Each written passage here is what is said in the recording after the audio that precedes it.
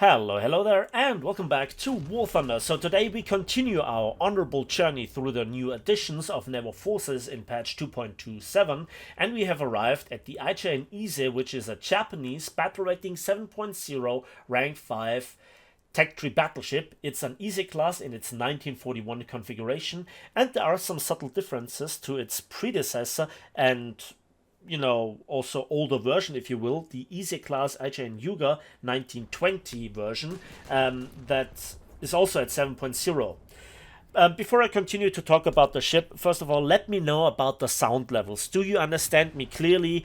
Am I too loud? Am I too silent?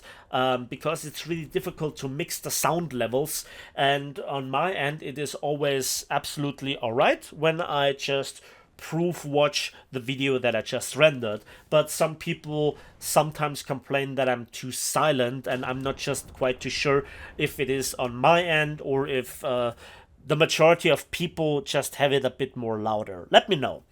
So this is the most potent big gun lineup in the game. You have the IJN Fuso, you have the IJN Hyuga, IJN Ise, IJN Kongo, and IJN Haruna, and all of them are armed with the same 36 centimeter 45 type 41 cannons, all of them in double turrets, twin turrets, whatever. The IJN Kongo and the IJN Haruna, both Kongo class battle cruisers, have 8 of them. Fuso, Hyuga, and Ise have 12 of them, and they are just hard hitting. Reload is 30 seconds, and the IJN Ise is a combination of the turret layout of the Hyuga, but with the ammunition of the Fuso. That means the Hyuga has AP that has less pen and also doesn't have HE.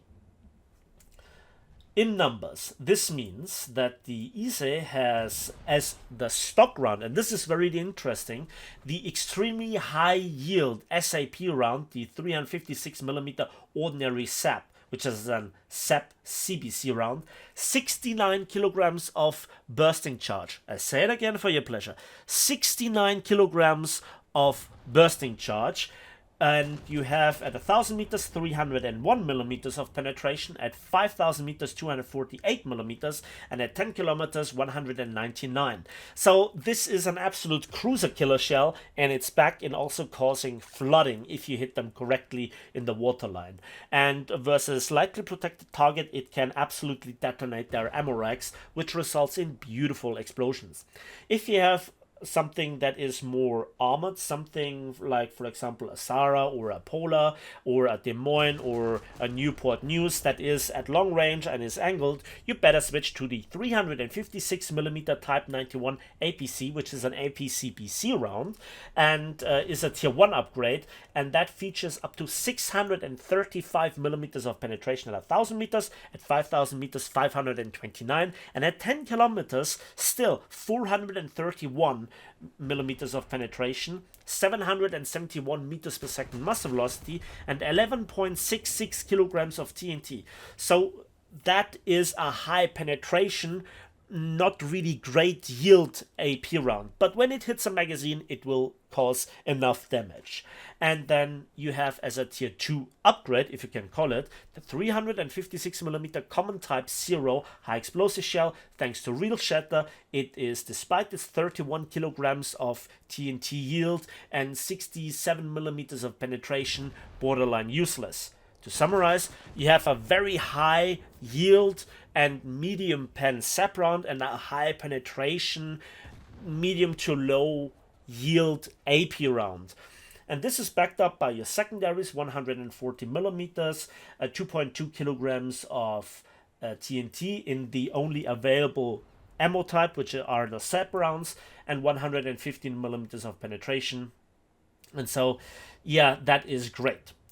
The AA, despite it being a 1941 configuration, is not really great. You have 4 twin turrets of 5-inch 40 type 89s, and just forget about them, time fuse, basically worthless, as well as the 10 twin 25 millimeters. It's better than nothing, I agree, but it's not really an active protection system, if you will. The ship has, though, a 250 kilogram anti-torpedo protection system, so it lowers the TNT yield of an incoming torpedo by 250 kilogram, which can save you, but it's not a guarantee. I say this is important because the predecessor doesn't have this. The Hyuga doesn't have this, the Fuso doesn't have this, the Kongo doesn't have it, and the Haruna apparently also doesn't have it. And this is important because the ship, with its 47 kilometers per hour top speed, is not slow.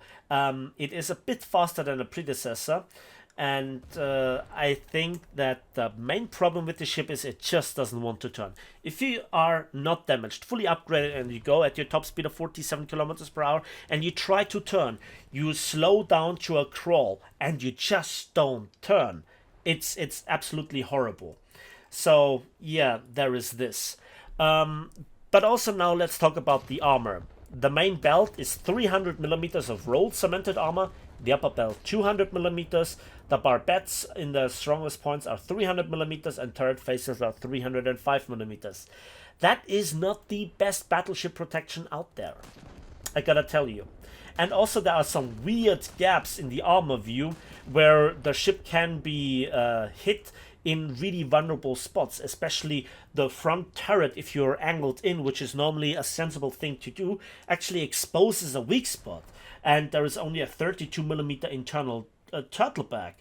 And while being shallow, it's only 32 millimeters.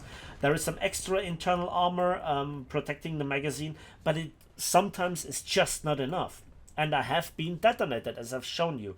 The internal armor is also from 230 millimeters, goes down to 158 millimeters for the bulkheads.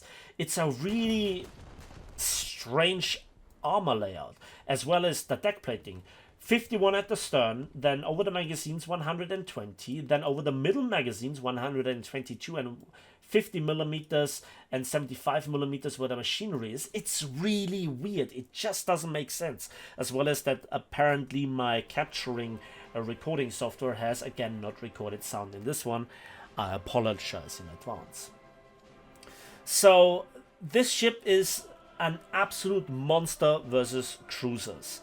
The only ships that are potentially better at this are ships like the Scharnhorst or the German battleships at 6.3 due to their higher rate of fire between 20 and up to 17 seconds. That obviously beats those big guns with their 30 seconds reload.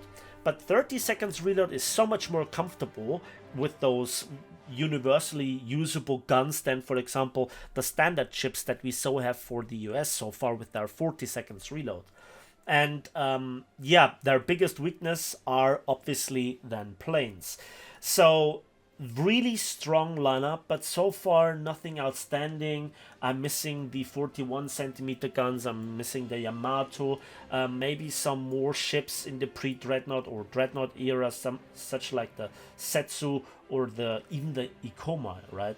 I mean, once you go to 7.0, it's all the same guns. Not that they're bad, but if you already have the Hyuga or the Fuso, the Ise is just more of the same.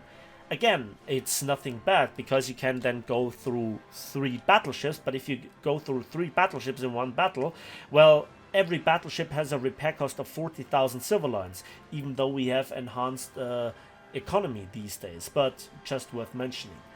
I absolutely love the shape of the ship. I absolutely also love the camouflage that I've put on, the multicolor camouflage that I actually purchased. And it's a gorgeous ship. The pagoda mast, I think, and also the fact that you have 3 catapult planes or hydroplanes. However, they only launch from the right side or the starboard side, and never from the left side. So that is something keeping in mind if you're wondering why it doesn't switch to catapult. It's just a rail. The left thing is just a rail, a storage rail, whereas the right thing is then the actual catapult. So I absolutely can recommend the ship if you're an enjoyer of Japanese naval forces, and they currently have a heyday. The stock round being SAP round is obviously one of the best stock rounds that there is, And that's it for me today. Again, thanks for watching, thanks for listening. Please give this video a like if you did, subscribe if you want to see more, share this video with your friends, and recommend me to your teammates, to your squad members, whatever. And please let me again know about the sound levels. And having that said, we will see each other on the battlefields, in the skies, and on the waves of War Thunder.